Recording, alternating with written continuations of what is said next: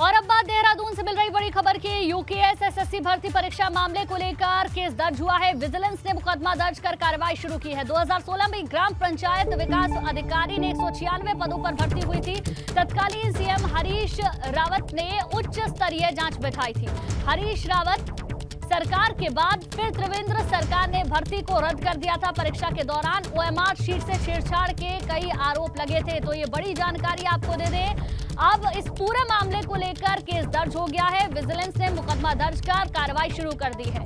दरअसल 2016 में ग्राम पंचायत विकास अधिकारी के 196 पदों पर भर्ती हुई थी। उस वक्त हरीश रावत की सरकार थी और तब उच्च स्तरीय जांच बैठाई गई थी। हरीश रावत सरकार के बाद फिर त्रिवेंद्र सरकार ने भर्ती को रद्द कर दिया था और परीक्षा के दौरान ओएमआर शीट से छेड़छाड़ करने के कई आरोप लगे थे। और अब इस पूरे मामले में केस दर्ज हो गया है। रवि कैंतुरा हमारे संवाददाता ज्यादा जानकारी के साथ हमारे साथ जुड़ गए हैं।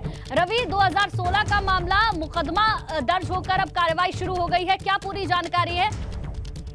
जी बिल्कुल, देखिए 2016 में भर्ती हुई थी। सबसे पहले तो 2015 में आयोग बना था। उसके एक साल बाद जो भर्ती हुई उसमें ही ये बड़ी धांधली सामने आई थी, जिसमें आरोप ये लगे थे कि किसी गुप्त स्थान पर जो परीक्षा की जो कॉपियां थी उनको रखा गया था। ओएमआर शीट पर जो है छेड़खानी हुई थी। तब तत्कालीन हरीश रावत की सरकार थी, उसकी तरह जांच बैठी थी, लेकिन उसका कुछ हुआ नहीं था।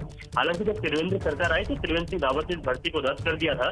2018 में भर्ती दोबारा हुई थी और इसमें जो लोग पहले निकले थे 196 उम्मीदवार जो थे, उनमें से सिर्फ 8 का ही चयन दूसरी भर्ती में नहीं पाया था। अब विजिलेंस को ये जांच मिल गई है, मुकदमा दर्ज हो गया और सीधे तौर पर जो अधीनस्थ सेवा चयन आयोग के जो तत्कालीन जो उस वक्त के पदों पर जो अधिकारी थे उन पर गाज गिरनी पूरी तरीके से संभव है, क्योंकि इसमें तमाम जो विभागीय जो अंदर के अधिकारी थे आयोग के, उनकी मिलीभगत सामने आई थी। हालांकि इस पर पहले जांच पूरी तरीके से नहीं हुई थी। जैसे हाल ही में पेपर लीक का मामला एसटीएफ ने खुलासा किया, उसी तरीके से विजिलेंस को जांच सौंपी गई है। तो निश्चित तौर पर कोई बड़ी कार्रवाई जरूर होगी और इसमें कई बड़े ऐसे नाम हैं जो बच पाए थे उस समय 2016 में, लेकिन अब वो सामने निकल कर आएगी, क्योंकि मुख्यमंत्री साफ कर चुके हैं कि किसी भी तरीके का भ्रष्टाचार बर्दाश्त नहीं किया जाएगा। ठीक है रवि, बने रहिए आप हमारे साथ, आगे आपसे जानकारी लेंगे।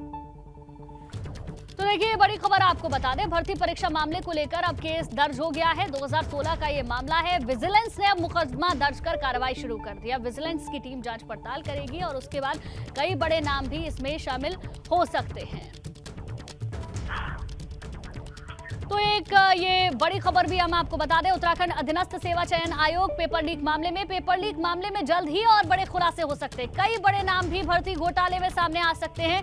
एसटीएफ को 2 आरोपियों की रिमांड मिली है। आरोपी आउटसोर्स कंपनी प्रोग्रामर और पीआरडी जवान की पुलिस कस्टडी रिमांड मिली है।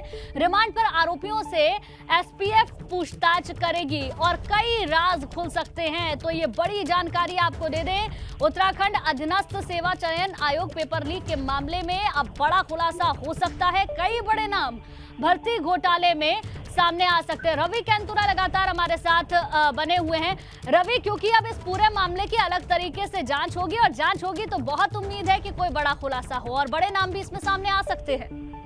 जी बिल्कुल, देखिए जो 2 लोग हैं, जो 6 आरोपी इसमें गिरफ्तार हुए थे, लेकिन जिन 2 लोगों की डिमांड मिली है, ये आरोपी बहुत मुख्य आरोपी इस मामले में जोड़े गए हैं, क्योंकि एक प्रोग्रामर है जिस आउटसोर्स कंपनी को ये जिम्मा दिया गया था पेपरों की जो प्रिंटिंग का, उसमें ये प्रोग्रामर था और ये आरोप है कि इन्हीं के द्वारा जो वहाँ से जो क्वेश्चन थे वो चुराए गए थे।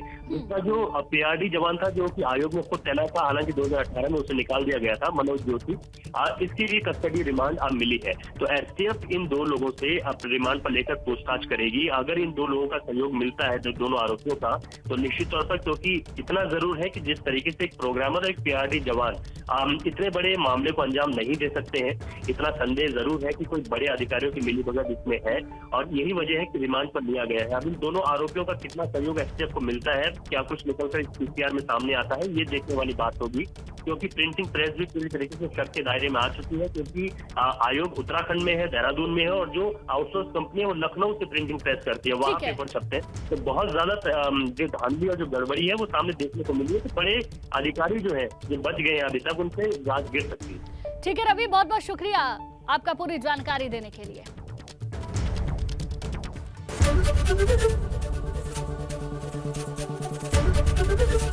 एबीपी गंगा, खबर आपकी, जुबान आपकी।